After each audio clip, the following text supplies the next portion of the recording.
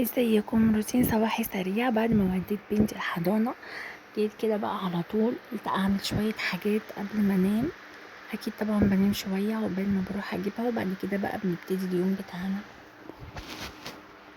رحت كده على طول فتحت الشباك بتاع التواليت، وابتديت بقى كده ان انا انضفه التنظيفة السريعة دي لازم كل يوم الصبح. خلاص كده بقى بننضف التواليت الصبح بقى، ومش بنشيل همه بقية اليوم. احسن حاجة ننضف بيها التواليت وتفضل يعني النظافة بتاعته موجودة طول اليوم هو الكلور مع الرقصة.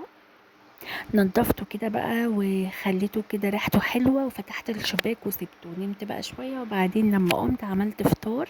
ده كان الفطار بتاعي، طب انا عملت لهم هما كمان فطار. عملت كده بيض اومليت، وكمان عملت شاي بلبن، سندوتش كده خفيف مع الشاي بلبن، علشان بقى نقف نعمل الغدا او نكمل بقى اللي احنا هنعمله.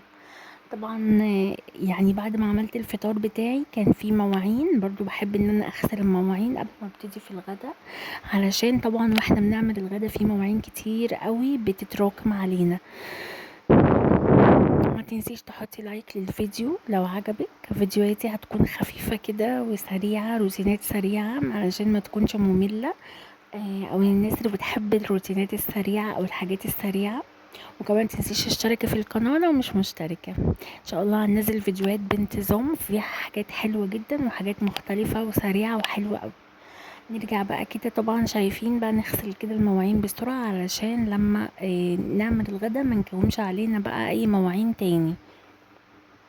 في الفترة دي بتاعت قبل الغدا دي بحاول ان انا الم البيت كله، بس الفيديو ده النهاردة مفهوش غير الروتين اللي هو بتاع الغدا، واللي هو روتين يعني في المطبخ. ان شاء الله الروتينات التانية هتكون شاملة اكتر، يعني بعمل ايه في اليوم، في اليوم بتاعي كله.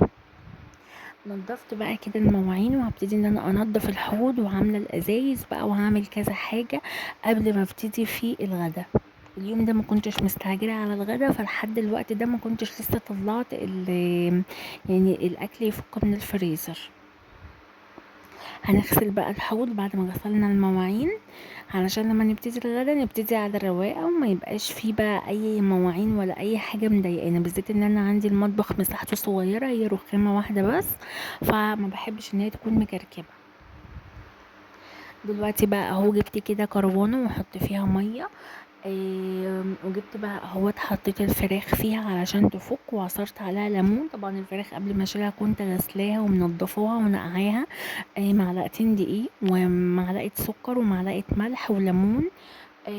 هنا بقى كده طبعا مليت كمان الازايز زي ما انتوا شايفين، وطلعت الفراخ وسبتها بقى كده خلاص، ما فيش شغل تاني في المطبخ. بس وانا كده خارجه حبيت كده ان انا اجيب الفوطه النضيفه بتاعه المطبخ، علشان امسح التلاجة كده والمعها من بره زي ما انتم شايفين. حطيت عليها نقطتين خل مع شويه كده صابون مواعين، بتلمع الغساله جدا وبتخليها زي الفل. هو ده الروتين الصباحي، يعني اليوم دوت ما عملتش اي حاجة تاني في البيت تقريبا.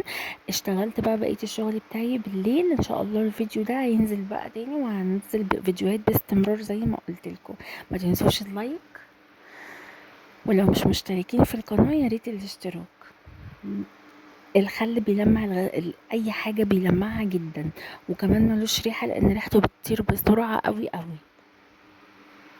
بس بقى كده هنا خلاص لمعت الغسالة، لمعت التلاجة، وهنبتدي بقى ان احنا نحضر في الغدا. ده شكل الفراخ، بس طبعا هنجيبلكوا بقى عملتها ازاي بالظبط.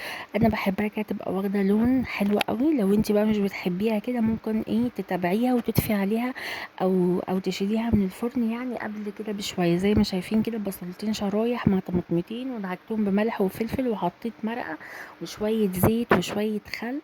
وابتدي بقى امسك الفراخ كده، افتحها كده كويس بالسكينه عشان ما تاخدش وقت معايا في السوا كتير، وعلشان كمان يعني تستوي، ان هي تستوي بسرعه وان هي تشرب من التتبيله كويس.